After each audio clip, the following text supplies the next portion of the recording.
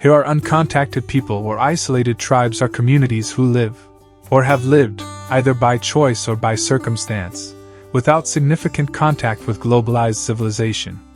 There are few people have remained totally uncontacted by global civilization. They still living in some of the most isolated regions of the world.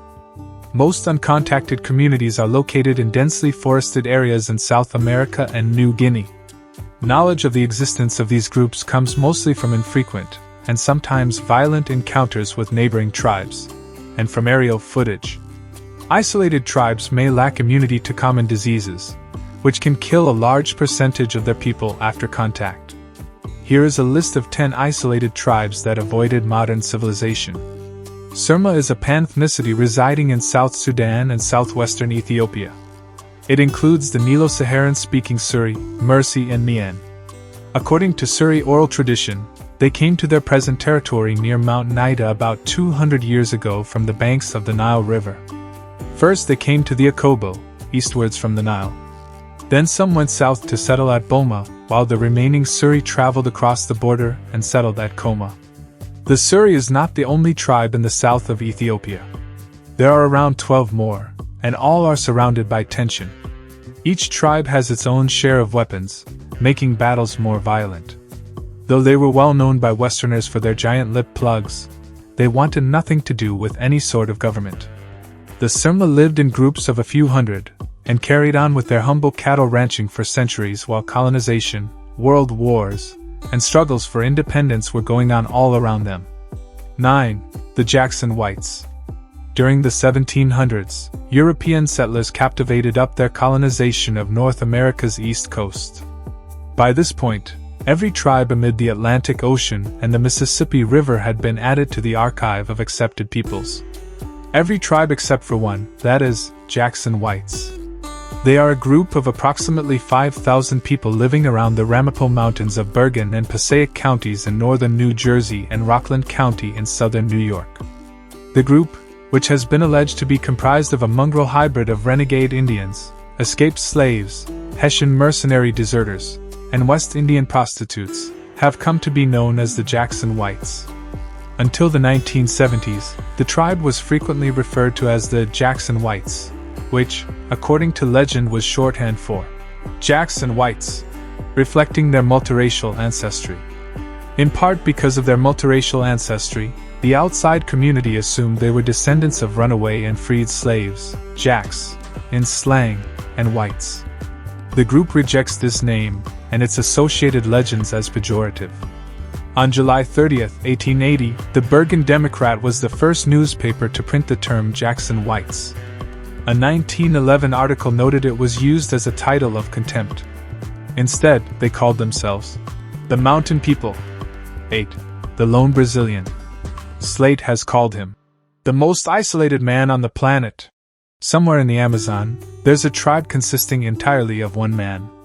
Like the mysterious Bigfoot, the man always disappears just when it seems that scientists are on the verge of finding him. Why is he in such high demand, and why can't he be left in peace? Well, it turns out that he is supposed to be the sole remaining member of his uncontacted Amazonian tribe.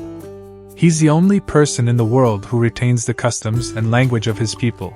Making contact with him could be like finding a treasure trove of information, not least of which would be the knowledge of how he survived for decades entirely by himself. Listverse.com. 7. The Man of the Hole. There is a man currently living in isolation in the Brazilian rainforest. He has been there for at least 15 years.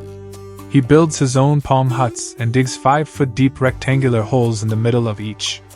We don't know what he uses them for, because these huts are abandoned as soon as anybody gets anywhere near them. No other people in the area build huts like this, which has led researchers to believe that this man is the last surviving member of his tribe. No one knows what language he speaks or the name of his ex-tribe. 6. Ishi, the last of the Native Americans. Ishi was the last member of the Yahi, the last surviving group of the Yana people of the U.S. state of California. Widely acclaimed in his time as the last wild Indian in America, Ishi lived most of his life completely outside European American culture. At about 49 years of age, in 1911, he emerged from the wild near Oroville, California, leaving his ancestral homeland, present-day Tehama County, near the foothills of Lassen Peak, known to Ishi as Wagana, PA. Ishi means man in the Yana language. The anthropologist Alfred Kroeber gave this name to the man because it was rude to ask someone's name in the Yahi culture. When asked his name, he said, "I have none, because there were no people to name me," meaning that no Yahi had ever spoken his name. He was taken by a researcher to Berkeley University, where he told the academic staff the secrets of his native life, and showed them many techniques for living off the land that had been long forgotten, or at least unknown to researchers. 5. The Brazilian tribes. The majority of the world's uncontacted tribes, probably more than 50, live in Brazil.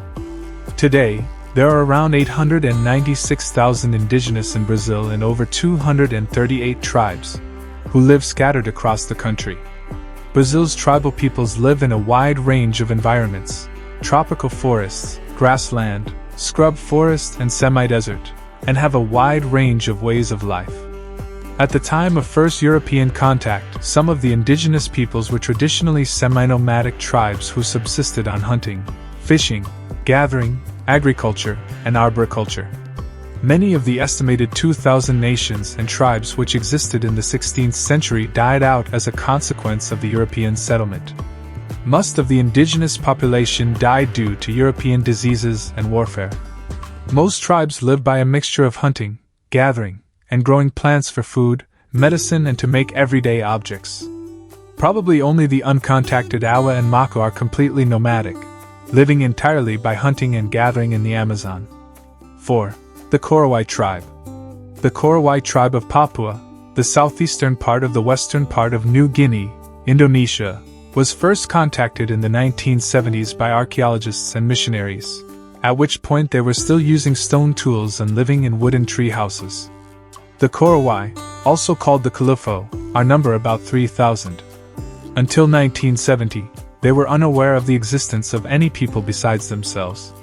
They avoid the modern world for so long, because they believed that the entire world would be destroyed by an earthquake if they ever changed their customs. The majority of the Korowai clans live in tree houses on their isolated territory. Since 1980, some have moved into the recently opened villages of Yanarama at the Beking River banks, Kombe Korowai area, Mu, and Basman, Korowai Sitak area. 3. The Mashko-Piro tribe. The Mashko-Piro, also known as the Kujarino people, are an indigenous tribe of nomadic hunter-gatherers who inhabit the remote regions of the Amazon rainforest. They live in Manu Park in the Madre de Dios region in Peru. They have in the past actively avoided contact with non-native peoples. In 1998, the IWGI estimated their number to be around 100 to 250. This is an increase from the 1976 estimated population of 20 to 100. The Mashko-Piro tribe speaks a dialect of the Piro language. 2. Pintupi Nine tribe. The Pintupi Nine were a group of 9 Pintupi people who lived a traditional hunter-gatherer desert-dwelling life in Australia's Gibson Desert until 1984, when they encountered near a settlement with their relatives in Western Australia with. They are sometimes also referred to as the Lost Tribe. They are believed to be the last Aborigines to have been living this way. The group lived a nomadic, hunter-gatherer way of life in the Great Sandy Desert. Their diet was dominated by goanna and rabbit as well as bush food native plants. The group is a family, consisting of 2 co-wives, Nanyanu and Papalanyanu, and 7 children. There are 4 brothers, Warlimpurnga, Walala, Tamlik, and Yari Yari, and 3 sisters, Yardi, Yakulchi, and Jakaria. The boys and girls were all in their early to late teens. Although their exact ages were not known, the mothers were in their late 30s.